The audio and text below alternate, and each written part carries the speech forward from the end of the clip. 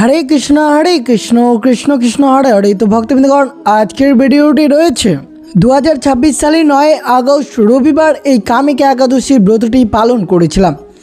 এই কামিকা একাদশীর পরবর্তী একাদশীর নাম হচ্ছে পবিত্রা রৌপণী বা পুত্রদা একাদশী নামে পরিচিত। শ্রাবণ মাসের শুক্লপক্ষের একাদশী তিথি সনাতন ধর্মে পবিত্রা রৌপণী একাদশী বা পুত্রদা একাদশী নামে পরিচিত। এই বিশেষ দিনে ভগবান শ্রী বিষ্ণুর উদ্দেশ্যে সুন্দর সুতো বা রেশম দিয়ে তৈরি পবিত্রা অর্থাৎ পৈতা বা মালা অর্পণ করা হয় বলে একে পবিত্রা রৌপণী একাদশী বলা হয়। ভগবান শ্রীকৃষ্ণ স্বয়ং ধর্মরাজ যুধিষ্ঠিরের কাছে এই একাদশীর অপার মহিমা বর্ণনা করেছিলেন। বিশেষ করে যে সকল ভক্তরা 2026 সালে এই কামিকা একাদশীর পরবর্তী একাদশী পবিত্রা রৌপণী বা পুত্রদা একাদশীর ব্রতটি পালন করবেন তাদের জীবনে এক অলৌকিক পরিবর্তন আসতে চলেছে। 2026 সালের এই পবিত্রা রৌপণী একাদশী ব্রতটি আপনারা কবে পালন করবেন, পালনের সঠিক সময় কি রয়েছে, কিভাবে এই একাদশী ব্রত পালন করলে মানুষের জীবনে অনেক পরিবর্তন আসতে পারে।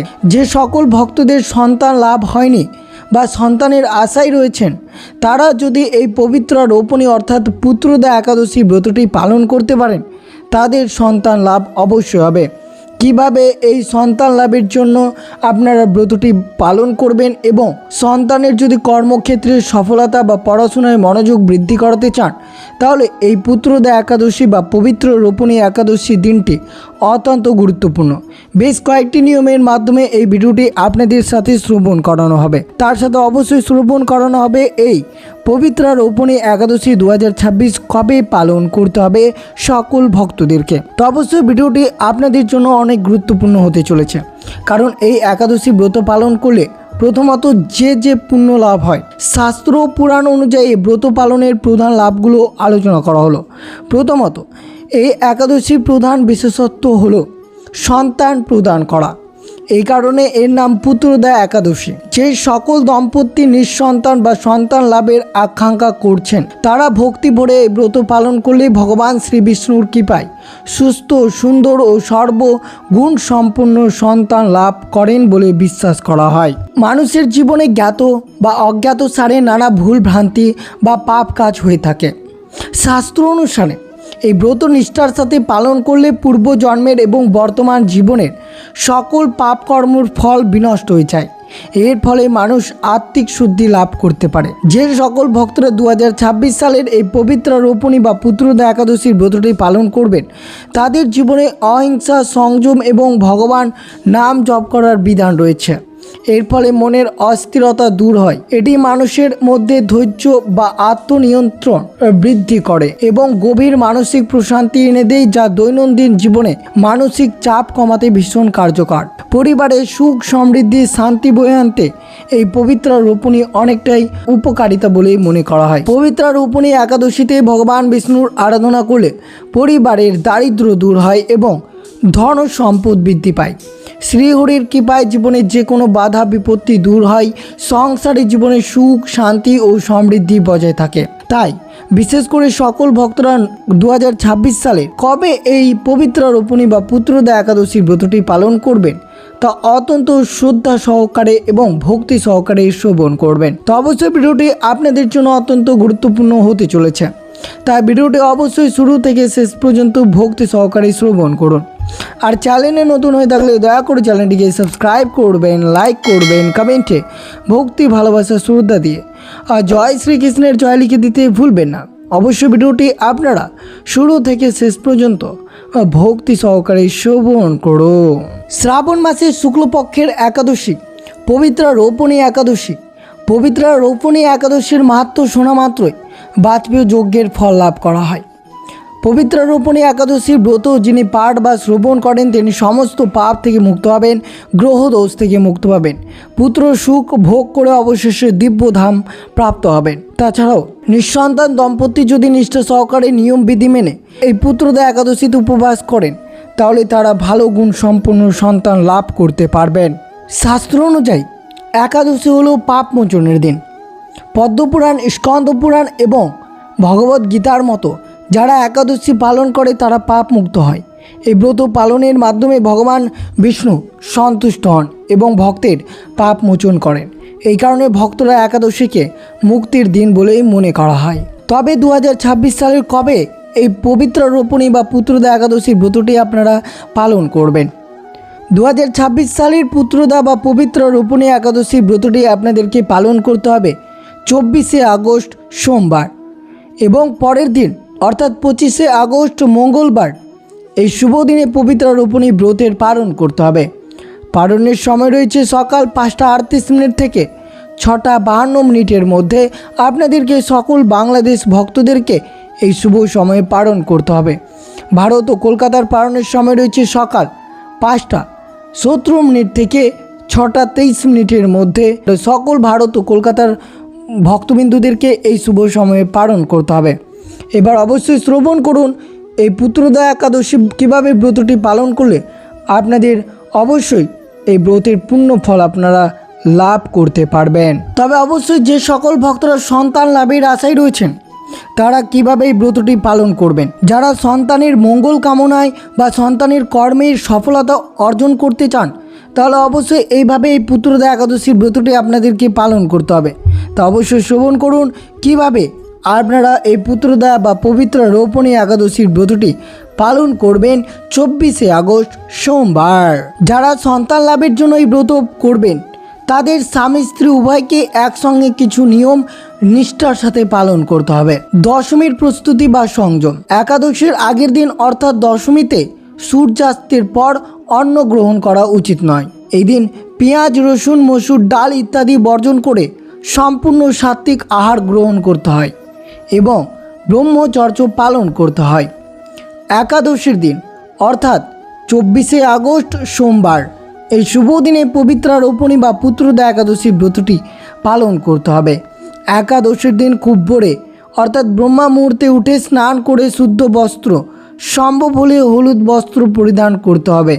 এরপর স্বামী ও স্ত্রী একত্রে ভগবান বিষ্ণু এবং সন্তান গোপালের বালক কৃষ্ণ মূর্তির সামনে দাঁড়িয়ে হাতে জল, ফুল ও তিল নিয়ে সন্তান লাভের উদ্দেশ্যে ব্রতের সংকল্প করবেন। এরপর অবশ্যই একটি পরিষ্কার আসনে শ্রীহরি বা বাল গোপালকে স্থাপন করে পঞ্চামৃত দিয়ে স্নান করাবেন।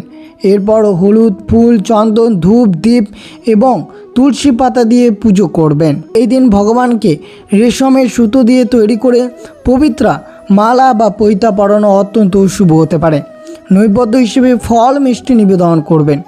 বিশেষ করে পুজো শেষ হয়ে স্বামী স্ত্রী দুইজন মিলে এই একটি মন্ত্র 108 বার জপ করবেন। এটি সন্তান গোপাল মন্ত্র নামেই পরিচিত। মন্ত্রটি হচ্ছে দেবকে সুত গোবিন্দ বাসুদেব জগৎপতে দেহি মে তনং কৃষ্ণ তব মহং শরণং গত। এই মন্ত্রটি এই বিশেষ দিনে 108 বার জপ করতে হবে। সারাদিন সাধ্যমতো নির্জল উপবাস করার চেষ্টা করবেন। শারীরিক কারণে সম্ভব না হলে ফল, মূল, দুধ বা সাবুদানা খেতে পারেন, তবে শস্য জাতীয় খাবার একবারেই বর্জনীয়। রাতে স্বামী স্ত্রী উভয় জেগে ভগবানের নাম গান, বিষ্ণু সহস্রনাম, ভগবদ গীতা পাঠ করবেন। পরের দিন সকালে স্নান করে পুনরায় ভগবানের পুজো করবেন। এরপর কোনো অভাবী মানুষ বা ব্রাহ্মণকে অন্নদান, বস্ত্রদান করবেন।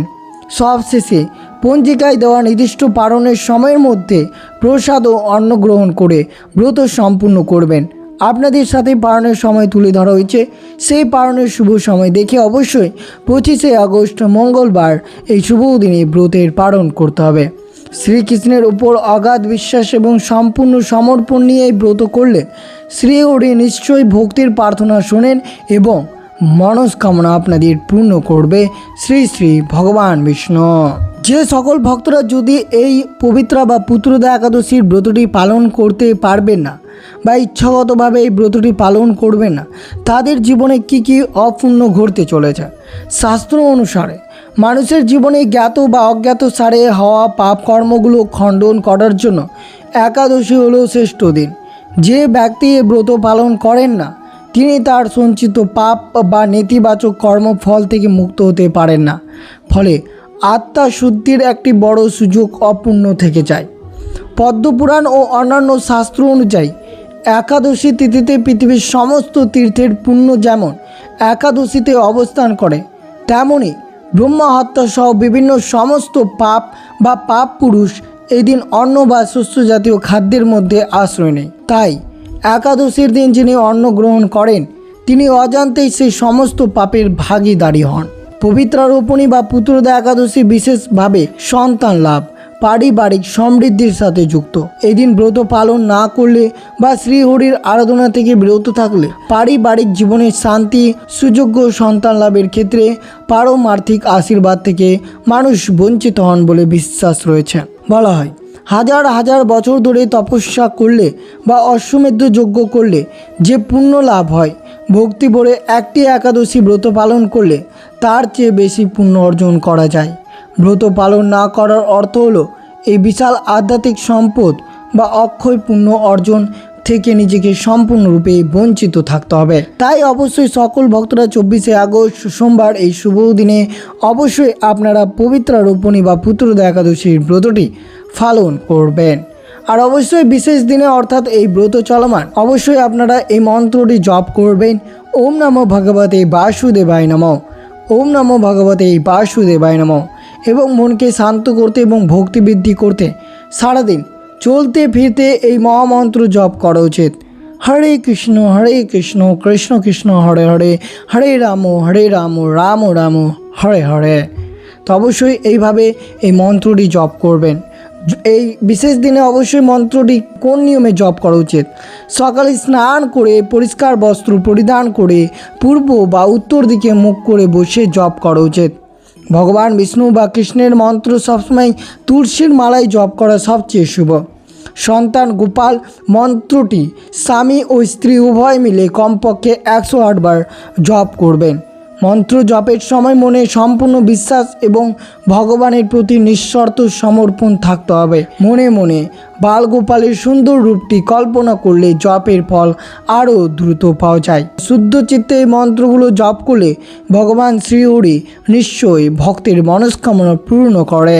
তো অবশ্যই আপনারা শ্রবণ করলেন 24শে আগস্ট সোমবার এই শুভ দিনে অবশ্যই পুত্রদা বা পবিত্র রোপণী একাদশী ব্রতটি আপনাদের সকল কৃষ্ণ ভক্তদেরকে এই শুভ দিনে ব্রতটি পালন করতে হবে। নিয়মাবলী কী রয়েছে সব কিছু বিস্তারিতভাবে তুলে ধরা হলো। আর অবশ্যই আজকের দিনে আপনারা শ্রবণ করবেন এই পবিত্র রোপণী বা পুত্রদা একাদশীর ব্রত কথাটি। আজ আমি আপনাদের এমন এক পবিত্র দিনের গল্প শোনাব যা শুধু একটি গল্প নয়, ভগবানের অসীম করুণায় এক জীবন্ত প্রমাণ।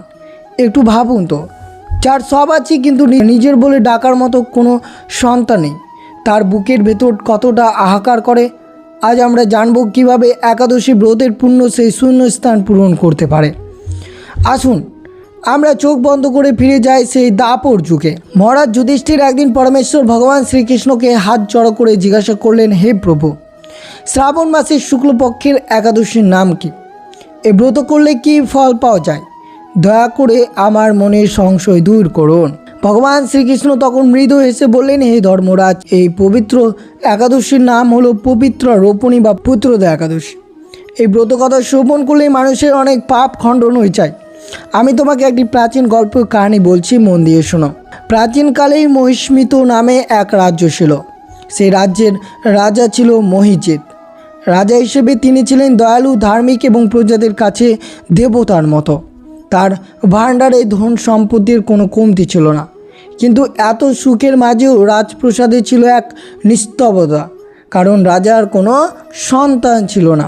একদিন রাজা অত্যন্ত দুঃখিত হয়ে তার প্রজাদের ডেকে বললেন, আমি তো জীবনে কোনো দিন অন্যায় করিনি, প্রজাদের নিজের সন্তানের মতো ভালোবেসেছি, কারোর প্রতি অবিচার করিনি, তবে কেন ভগবান আমাকে এই নিঃসন্তান হওয়ার কষ্ট দিলেন? রাজার এই আকুতি শুনে প্রজারা কেঁদে ফেললেন। রাজার দুঃখ দূর করতেই রাজ্যের সব জ্ঞানী মানুষ এবং প্রজারা মিলে গেলেন গহীন বনে। সেখানে তাদের দেখা হলো মহামুনি লোমসের সাথে। মুনি লোমস ছিল ত্রিকালজ্ঞ, অতীত বর্তমান ভবিষ্যৎ সবই তার নখ দর্পণে। প্রজারা মুনির চরণে লুটিয়ে পড়ে রাজার এই দুঃখের কারণ জানতে চাইলেন। মুনিবর তখন ধ্যানে বসলেন। কিছুক্ষণ পর চোখ খুলে তিনি দীর্ঘশ্বাস ফেলে বললেন, তোমাদের রাজা এই জন্মের পুণ্যবান হলেও পূর্ব জন্মে তিনি একজন অত্যন্ত কৃপণ ও নিষ্ঠুর ব্যবসায়ী ছিলেন। একবার জ্যৈষ্ঠ মাসের শুক্লপক্ষের দশমী পেরিয়ে একাদশীর দিন তিনি প্রচণ্ড তৃষ্ণার্ত হয়ে একটি জলাশয়ে জল পান করতে যান। সেখানে একটি তৃষ্ণার্ত গাভীও জল পান করছিল, কিন্তু তিনি সেই অবলা প্রাণীটিকে তাড়িয়ে দিয়ে নিজে জল পান করেন। মুনিবর আরও বললেন, একাদশীর দিন একটি তৃষ্ণার্ত প্রাণীকে জল থেকে বঞ্চিত করার অসীম পাপের কারণে আজ রাজা নিঃসন্তান। কিন্তু ওই দিন রাজা অজান্তেই উপবাস করেছিলেন বলে আজও তিনি এমন এক বিশাল রাজ্যের অধিপতি হতে পেরেছেন। এই কথা শুনে প্রজারা চমকে উঠলেন। তার হাত জড়ো করে বললেন, হে মুনিবর, এই পাপ থেকে আমাদের রাজা কি মুক্তি হওয়ার কোনো উপায় কি নেই? মুনি লোমস তখন অত্যন্ত প্রসন্ন হয়ে বললেন, অবশ্যই আছে। সামনে আসছে শ্রাবণ মাসের শুক্লপক্ষের একাদশী, একে বলা হয় পুত্রদা একাদশী। তোমরা সকলেই মিলে যদি এই ব্রত নিষ্ঠা ভরে পালন করো, তার পুণ্য ফল রাজাকে সমর্পণ করো, তবে শ্রীহরির কৃপায় রাজা নিশ্চয় পাপ মুক্ত হবেন এবং সন্তান লাভ করবেন। মুনির কথা মতো প্রজারা এবং স্বয়ং রাজা ও রানী অত্যন্ত ভক্তি ভরে এই পুত্রদা একাদশী ব্রত পালন করলেন এবং রাত্রি জাগরণ করে শ্রীহরির আরাধনা করলেন। আর জানেন এর ফল কী হলো? ভগবান শ্রীহরি তাদের ভক্তিতে এত প্রসন্ন হলেন যে কিছুদিনের মধ্যে রানী গর্ভবতী হলেন এবং যথাসময়ে এক ফুটফুটে সর্বগুণ সম্পন্ন রাজপুত্রের জন্ম দিলেন। রাজ্য জুড়ে আবার আনন্দের বন্যা হয়ে গেল। প্রিয় দর্শক বন্ধুরা, ভগবান শ্রীকৃষ্ণ শেষে যুধিষ্ঠিরকে বললেন, হে রাজন, এই হলো পুত্রদা একাদশীর অপরিসীম মহিমা। একবার ভেবে দেখুন, যে ভগবান পূর্বজন্মের এত বড় পাপ ক্ষমা করে নিঃসন্তান রাজার কোল আলো করে সন্তানকে দিতে পারেন, তিনি কি আমাদের ডাক শুনেন না? একদিন শুধু না খেয়ে থাকার দিন নয়, এটি ভগবানের কাছে নিজেকে সঁপে দেওয়ার দিন। আমাদের জীবনে হাজার ব্যস্ততা, হাজার কষ্ট, কিন্তু এই একটি দিন যদি আমরা ভক্তি ভরে শ্রীহরির নাম স্মরণ করি, একটু কষ্ট করে ব্রত পালন করি, তবে ভগবান আমাদের কোনো প্রার্থনায় অপূর্ণ রাখেন না। যারা সন্তান লাভের আশায় চোখের জল ফেলেছেন কিংবা সংসারে অমঙ্গল চাইছেন, আসুন না আমরা সবাই মিলে এই পবিত্র পুত্রদা একাদশীর ব্রত পালন করি। ভগবান শ্রীহরি নিশ্চয়ই আমাদের সবার মঙ্গল করবেন। তো এই ছিল ভিডিওটি। আর ভিডিওটি আপনাদের যদি ভালো লেগে থাকে তাহলে অবশ্যই চ্যানেলটিকে সাবস্ক্রাইব করে ভিডিওটিতে লাইক করে দিতে ভুলবেন না। আর বিশেষ করে মনে রাখবেন, 24শে আগস্ট সোমবার এই শুভ দিনে আপনারা অবশ্যই এই পুত্রদা বা পবিত্র রোপণী একাদশীর ব্রতটি আপনারা ভক্তিনিষ্ঠ সহকারে পালন করবেন। তো এই ছিল ভিডিওটি ভালো লাগলে অবশ্যই চ্যানেলটিকে সাবস্ক্রাইব করবেন, লাইক করবেন, কমেন্টে ভক্তি, ভালোবাসা, শ্রদ্ধা দিয়ে আর জয় শ্রীকৃষ্ণের জয় লিখে দিতে ভুলবেন না। এবং ভিডিওটি আপনার আত্মীয় ভক্ত বা বন্ধুদের সাথে অবশ্যই শেয়ার করবেন। সুস্থ থাকবেন, সতর্ক থাকবেন। আর জয় শ্রীকৃষ্ণ। রাধে রাধে।